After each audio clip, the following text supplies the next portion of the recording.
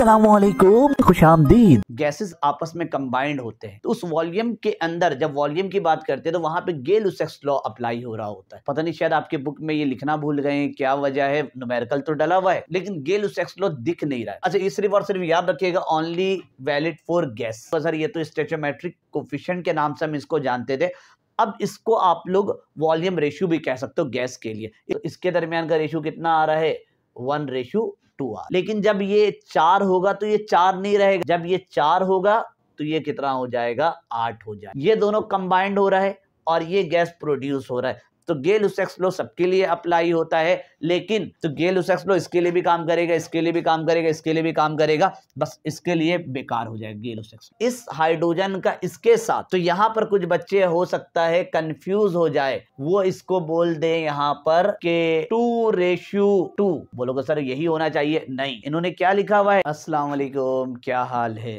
Previous class में हमने स्टोइचोमेट्री के न्यूमेरिकल वगैरह में बात किया था, मास वॉल्यूम, इस तरह की चीज़ों को हमने डील किया था।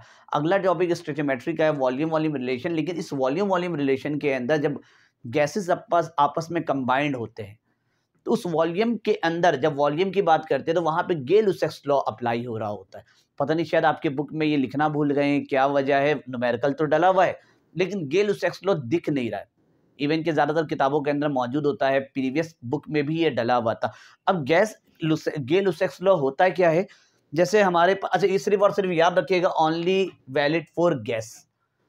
ये लिक्विड के लिए काम नहीं करेगा, ये सॉलिड के लिए काम नहीं करेगा। रेशो किस तरह से बनाता है ये, जैसे अगर रेशो तो सभी जानते हो, अगर रेशो का नाम कहीं रेशो किसको कहते हैं, तो रेशो इस दो, जो आपको जो दो नुक्ता नजर आ रहा है इसी को हम कहते हैं रेशो। कंपैरिजन के लिए काम आ रहा होता है ये। जैसे अगर यहाँ पे मौजूद है H2 और यहाँ पे मौजूद है Cl2, ये भी गैस है और ये भी गैस है, इससे मिलकर लेट सपोज ये जो बना है HCl, ये भी गैस के फॉर्म पे बना है, तो इसके दरमियान ना एक रेशो बन गया। किस तरह का रेशो, यहाँ पर हाइड्रोजन कितना है, 1 है, यहाँ पे क्लोरीन का मोल कितना है, 1 है। आप बोलोगे सर ये तो स्टोइचोमेट्रिक कोफिशिएंट के नाम से हम इसको जानते थे, अब इसको आप लोग वॉल्यूम रेशियो भी कह सकते हो गैस के लिए। एक ही चीज है, ये रहा, इधर लिख भी दिया है, जो स्टोइचोमेट्रिक कोफिशिएंट होता है वही हमारे पास मोल रेशियो में भी काम आ रहा होता है। इसने पहले आपने जितने भी न्यूमेरिकल बनाए सब मास को अपने मोल में बदला था, और यही जो नंबर है ना, ये वॉल्यूम रेशियो भी कहलाता है। तो यहाँ पर ये अगर हम चेक करें तो ये 1 वॉल्यूम है, ये कितना है, 1 वॉल्यूम है, और ये कितना है, 2 वॉल्यूम, ये जो नंबर है। अब इनके दरमियान एक रेशियो बन गया, जब ये 1 है तो ये 1 है और ये कितना है, 2। अगर रेशियो भी बना देता हूं, इन दोनों के दरमियान रेशियो कितना निकल कर आया, 1:1। इन दोनों के दरमियान 1:1 है, और इसको अगर मैं इसके साथ कंपेयर करके चेक करूं तो इसके दरमियान का रेशियो कितना आ रहा है, 1:2 आ रहा है। यानी कि ये जब 1 है तो ये 1 है और ये 2 है। जिस वक्त ये होगा 4 तो ये भी कितना रहेगा, क्योंकि इसका रेशियो कितना है, 1:1, इक्वल चल रहा है। जब ये 1 है तो ये 1 है, जब ये 4 है तो ये कितना होगा, 4 वॉल्यूम होगा। लेकिन जब ये 4 होगा तो ये 4 नहीं रहेगा, क्योंकि इसके दरमियान का रेशियो कितना निकला हुआ है, 1:2, यानी कि HCl दुगना हो जाएगा। जब ये 4 होगा तो ये कितना हो जाएगा, 8 हो जाएगा। ये इसके दरमियान का रिलेशन है। अगर यहां पर मैं लिख दूं कि भाई ये 500 है तो ये पहले चेक करो Cl कितना होगा, तो ये भी 500 होगा। लेकिन वो कितना होगा, तो उसके दरमियान का होल रेशियो क्या निकला हुआ है, 1:2, वो दुगना हो जाना चाहिए, वो हो जाना चाहिए 1000 वॉल्यूम। तो यही यहां पर है कि gases react in the ratio of small whole number by under similar condition and temperature. Condition सबका सेम होना चाहिए, सबका टेम्परेचर, प्रेशर और टेम्परेचर, और इनके दरमियान जो रेशियो आपका स्मॉल होल नंबर, अब इससे और मजीद छोटा नहीं हो सकता है। और ये चीज आपके लिए रिएक्टेंट और प्रोडक्ट दोनों के लिए वैलिड है। यहाँ पर लिखा हुआ भी नजर आएगा, at same temperature and pressure all gases combined और प्रोड्यूसेस। ये दोनों कंबाइंड हो रहा है और ये गैस प्रोड्यूस हो रहा है। तो गेल-लुसेक्स लॉ सबके लिए अप्लाई होता है, लेकिन याद रखना है कि चीजें हमारे पास गैस के फॉर्म पे होनी चाहिए। और अभी आपको क्लियर हो जाएगा। एग्जाम्पल आपके सामने और रखता हूं, जैसे एक एग्जाम्पल मैं बनाता हूं, CH4 मीथेन गैस है, इसको मैंने जलाया ऑक्सीजन की मौजूदगी में और इसके जलाने के नतीजे में जो प्रोडक्ट मेरे पास निकल कर आया वो निकल कर आया एक CO2 और एक H2O। अब ये गैस है, जबकि वो हमारे पास किस फॉर्म में बना दिया, लिक्विड फॉर्म में बना दिया। सबसे पहले इसको बैलेंस अगर हम करेंगे तो कार्बन बैलेंस है, हाइड्रोजन के लिए वहां पे लगा देंगे 2 और यहाँ पे ऑक्सीजन के लिए लगा देंगे 2। अब यहाँ पे गेल-लुसैक्स लॉ किस किस के लिए वैलिड है, तो गेल-लुसैक्स लॉ इसके लिए भी काम करेगा, इसके लिए भी काम करेगा, इसके लिए भी काम करेगा, बस इसके लिए बेकार हो जाएगा गेल-लुसैक्स लॉ, क्योंकि वो किस फॉर्म में है, लिक्विड फॉर्म में है। तो कहीं लिखना चाहो तो लिख सकते हो it is applicable for reactant and product both but they should be in gases, वो गैस के फॉर्म में होना चाहिए। अब मैं इनके दरमियान का रेशियो निकालूं तो देखो इसका और इसका जो रेशियो निकल कर आ रहा है, ये निकल कर आ रहा है 1:1, यानी कि जब ये और इन दोनों के दरमियान का अगर मैं रेशियो चेक करूं, या बल्कि इसको इसके साथ चेक कर लो, ये वाला, इन दोनों का अगर मैं रेशियो चेक करूं तो यहाँ पे कुछ नहीं है तो 1 मौजूद था, तो ये 1 रेशियो कितना है 2 है।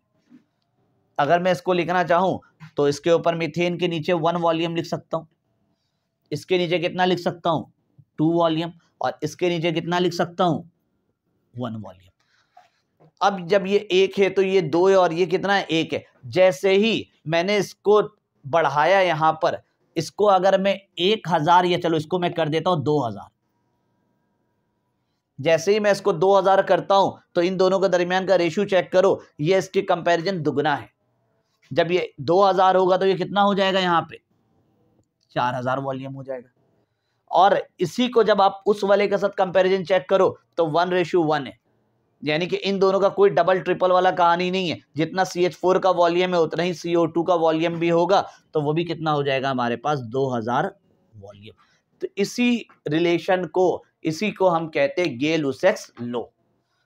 और इसके अंदर एक एग्जांपल और आपको समझाने के लिए लेता हूं और थोड़ा आपको क्लियर हो जाएगा। इसके अंदर एक और एग्जांपल रेशियो निकालने के लिए, कि एक रेशियो और मैं बना रहा हूं, H2 है प्लस का O2 है, और इससे क्या बन रहा है H2O। बैलेंस कर लो इसको, तो यहां पर बैलेंस के लिए 2 लग जाएगा और यहां पे बैलेंस के लिए 2 लग जाएगा। अब अगर मैं रेशियो की बात करूं इसके अंदर, तो मैं इसको सारा रेशियो अलग अलग कलर से निकाल देता हूं और आपको क्लियर हो जाएगा। सबसे पहले रेशियो इन दोनों के दरमियान का चेक करो, हाइड्रोजन और ऑक्सीजन के दरमियान का।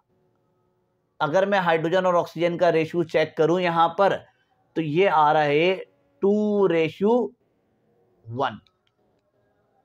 अगर मैं चेक करूं इसे यहां पर इस हाइड्रोजन का इसके साथ, तो यहां पर कुछ बच्चे हो सकता है कंफ्यूज हो जाए, वो इसको बोल दे यहां पर के 2:2।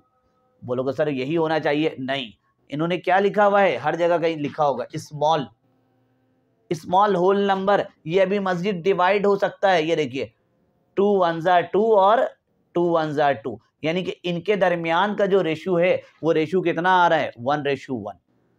तो ये इनके आपस का रिलेशन होता है। स्मॉल होल रेशियो से यही काम कर रहे होते हैं यहाँ पर, कि वैल्यू को आसानी के लिए सारा काम आपने रेशियो की मदद से ही करना है। वॉल्यूम रिलेशन के अंदर, इवन के बुक के अंदर जो न्यूमेरिकल भी बना हुआ नजर आएगा ना, वो यही रेशियो के बेस में होगा। बस ये है कि हर जगह जहां जहां मैं V लिख रहा हूँ उसके बजाय मैं वहां पर वॉल्यूम का यूनिट DM³ लिखकर काम चलाऊंगा।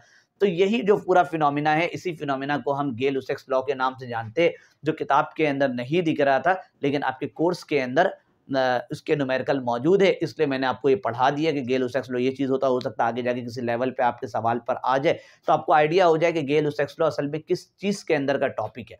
एक तो गेल-लुसैक्स लॉ और भी होता है, अलग चीज़ होता है वो, बॉयल्स लॉ, चार्ल्स लेवगाटोस लॉ में आता है, pressure is directly proportional temperature, तो वो एक अलग चीज़ है। ये भी गेल-लुसैक्स लॉ ने बताया था, कुछ लोग नेट पे लिखो गेल-लुसैक्स लॉ तो ये वाला फिनोमेना आ जाता है, वॉल्यूम यहाँ पे कांस्टेंट होता है, ये अलग चीज़ है। ये तो वो अलग चीज़ है जो अभी मैंने लिखा था, ये गैसेस के कॉम्बिनेशन के ऊपर गेल-लुसैक्स लॉ ने ये बनाया था। तो ये कर लीजिए। फिर अब अगली वीडियो में मैं आपको वॉल्यूम, इरादा तो था इसी वीडियो में करवाने का, लेकिन लगता है कि लेंथ अच्छी खासी हो गई होगी, तो अगली वीडियो में मैं आपको वॉल्यूम रिलेशन का न्यूमेरिकल करवा दूंगा। तो मिलते हैं अगली वीडियो में। अल्लाह हाफिज़।